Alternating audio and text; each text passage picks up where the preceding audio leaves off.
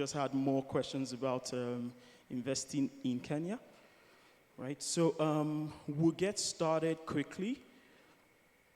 Our goal today is to talk about storytelling. So we noticed that in the ecosystem, a number of startups are unable to actually clearly communicate what their offerings are, right? So to customers, to investors, right? And so we wanted to sort of put some clarity to that process and to sort of help you achieve scale with your storytelling efforts, right? So thank you for joining. On this beautiful conversation with me, right, is Eloine on the extreme, my left, right? And she leads the team at African Media Agency, right? If we could please give her a round of applause. Thank you so much. Absolutely appreciate it. And closer to me is Jocelyn. She actually works at the Startup Bootcamp, right? I'm helping a number of startups, like clarify their storytelling, right? I'm building a pipeline to help them scale. Yeah. So I'll get right into it with questions. Give me a second.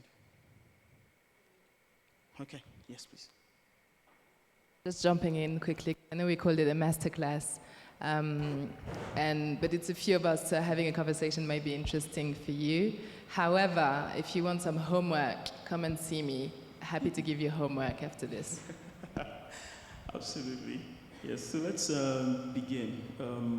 I'll start with Eloine, right? She has been very instrumental to our process at the Africa FinTech Summit, right? Helping us curate that story as we go. And so I wanted to ask that with so many PR tools available, right, how can startups effectively select and utilize the most appropriate tools to like amplify their message and reach their target audience? Thank you.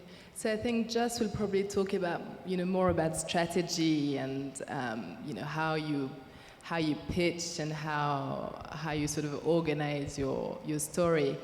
But what I wanted to talk to you about is something very practical, because often you're like, okay, I kind of understand the strategy, I know how to present myself, but how do I do that on a very concretely? Where do I go? Where do I post? What tool do I use? And it feels probably a bit overwhelming not to know what to navigate, and especially when you're sort of navigating the line between PR tools and marketing tools. I think the line is quite blurry. When we're so overwhelmed with social media, it's sometimes difficult to know where to start. So the main thing for me, I think, and probably when you are sort of at startup stage and you're looking at raising, or even later on, is to keep things very simple. You can do a number of things that are very clear, that are very effective, and that are very, very simple. So I'll give you an example.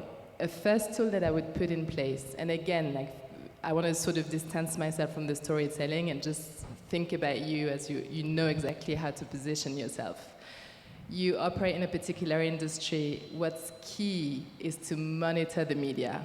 So very simply, having a Google alert on the topics you're interested in, on the companies that you follow, on the competitors that you might have, just having a simple Google alert and to know specifically how the media talks about them, what is being said in the industry, allows you to then first gain some understanding of what's going on and also give you an opportunity to comment. And then you can comment in a number of ways. It can be on X, it can be on LinkedIn, it can be, okay, I came across this article, this is my thought on it.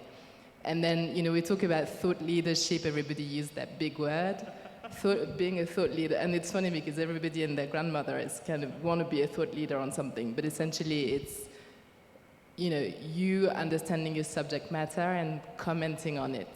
So it could be in the area of, we're talking fintech, it could be in the area of fintech for logistics. That's your topic, that's your subject matter. Set up a Google alert specifically for Africa, logistics, fintech, these 3 words, and comment on what you see. That's one main thing that I will start doing. Another thing is communicate effectively about what you're doing. I think I'm not loving LinkedIn at the moment, to be honest. I used to really love it. But I don't love the whole personal, comments on LinkedIn. I'm not a huge fan. I know it's doing really well. Maybe it's because I'm becoming a bit old. But to me, LinkedIn is a very professional and really great tool to be used effectively. And I guess, everybody's like, oh, you should post at least once a week. If you don't really have anything interesting to say or anything relevant about your company or your industry, just don't post. But however, sometimes I think we're missing opportunities to maybe write press releases. We're often too quick to think social media, and we neglect the role that the journalist can play in your growth. So just giving you a very simple example, today, for example, as you're about to pitch, there is an opportunity to write a short press release, saying that you are here, present at the Africa FinTech Summit, pitching for your idea. That's a great story. Maybe a journalist from your country might be interested in finding out that, oh, we have someone from Cameroon who's present in Nairobi for the Africa FinTech Summit, and it's a way for them to know what you're doing. But then, thank you. Absolutely, go ahead. You do have wire services that are available that are super effective tools that you push out your release. It can go to the number of countries that you decide to go to. You get a guaranteed pickup, and you really put your name in the in the public domain. And I think these are cheap tools that can be used at the very beginning. Pushing out a press release is very effective. Other tools that you obviously have, talking about social media, you have Hootsuite, which is very cheap. You can post your content. You can even schedule them. Make sure that you have a calendar. I think I don't want to overstep on what you might talk about later on, but and maybe I can pause on the tools now and come back to it later on. Awesome. Because there are more. Yeah, exactly. Maybe this first to monitoring and press release distribution. Awesome. Thank you so much, Eloine. Joyce, a number of startups, are just getting out there. Would, more than just building storytelling for, let's say, social media, would want to build storytelling for investors, right? I guess my next question is, what are the essential components of a successful pitch, right? And how can startups sort of tailor their presentations to different audiences? Okay. Hi, everybody. Thank you for joining us. So I'm Joss. I'm part of the team at Startup Bootcamp. And what we do is we scout for startups across the continent, and we scale them through an accelerator program that is 12 weeks, giving them about 18 months worth of growth. So in that process as well, we go through what is called pitch practice. So what we believe is you need to work on your script first before you even try to see your pitch deck. So memorizing your story is the most important part of anything that you're doing. But I think the essential things for me, as in my experience with the founders that we've dealt with, is keeping your story very simple. So key thing is know your story, keep it simple. And in terms of customizing, it's easier for you to customize a story that you have really worked on well enough for you to say, okay, so if I'm dealing with an investor who is, and I'm looking for money, so I can possibly tell my story in this way, add numbers more, but if I'm telling a customer, I'm going to be telling them why they need the product. So I like that Shola yesterday in the fireside pitch from Paystack, he talked about how the key thing a founder should do is to build a good business, and investors will come to you. So it's all also about articulating that business, because you might just be building a really good product, but the articulation that you have found your product market fit is very important. So back to your question on the essentials. For me, I believe that 10 slides on your pitch deck is enough, especially if it's a presentation like this or it's a first meeting. A lot of the time, founders try to boil the ocean, or they want to tell us everything. But in the first meeting, we just want you to tell us enough for us to be intrigued. So 10 slides company, because a lot of the time investors are investing in the team more than they are investing in your idea, because you're going to pivot a lot of times. So things like that are very important for you to, and also the numbers, obviously your business model. We want to know who has the money, who has your money in their pockets right now, and how you plan on getting it out. And yeah, so those are the essentials I believe are very critical for you to sell your story. Yeah. Thank you so much, actually. Can I add a bit to this? Oh, yes. Sorry. I just wanted to add that often what you will take out from a pitch is the actual story. Oh, Rachel. Hi.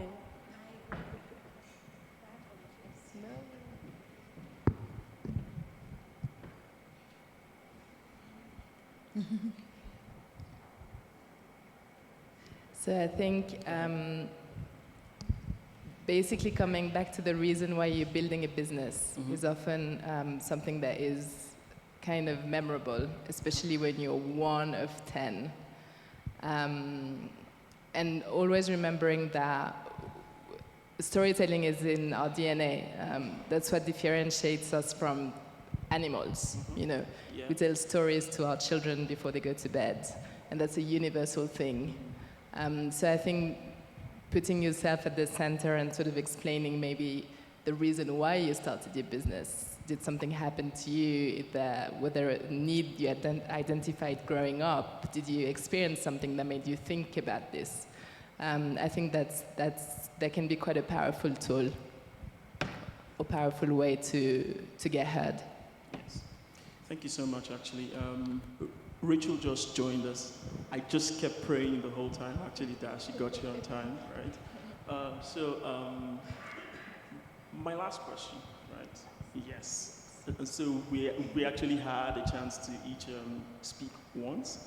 And so my last question would be around content, right? So for the Africa FinTech Summit, for instance, over the last 3 years, one of our biggest priorities has been to sort of curate the journey of the entire ecosystem. So on a daily basis, talking about that actively has sort of been the critical driver for the success of the summit. So from sponsorships to partnerships, right, and everything in between. And so my last question here is, in today's digital age, content is king, right? And so, or should I say queen, right? Could you like share some of the most effective ways, right, that startups can create engaging and shareable content that resonates with their target audience? So hi, good afternoon. First, I would like to apologize for being late. We went for an ecosystem tour, and then I had to walk here in 6 inches of here. But that's not an excuse. My name is Rachel Athieno. I'm Ugandan. I work with the Innovation Village, and I'm going to sum it up very fast because we're out of time. Yeah, so at the Innovation Village, we empower, we finance and build startups, and we like to refer to ourselves as the buffet of fintechs and startups. In Uganda, we're expanding to, right now we launched in Ghana, we'll be in Lusaka, Ethiopia, Guatemala at some point, and Tanzania. So yes, what I do at the Innovation Village is I call it cooking narratives in a way, because my job entails that I do not only sustain the brand, which is the Innovation Village, but also make sure that the startups that we work with properly communicate. Yes, now you asked about content, but we need to go back to the beginning of where the content comes from, and that is the strategy. Most of the startups in Africa struggle. and I had gotten some insights on that, and I'm going to read them very fast for everyone to get some insight. So, on startup and failure, approximately 90% of startups fail, with 14% of those citing poor marketing. But it's not just marketing, it's marketing communications in that regard. Yeah. And then on brand consistency, brands that maintain consistent messaging across all platforms can see revenue increase by up to 23%. And those are statistics that have been proven. And then on content marketing, we have content marketing generating over 3 times as many leads as outbound marketing. We can't go through all the details, but we'll be out to just speak with everyone else later. Customer trust is on 81% of consumers, where they say that they need to trust a brand before they will do business with them. Yeah. And then lastly is on crisis communication, where companies with effective crisis management strategies can retain at least 84% of their customer base.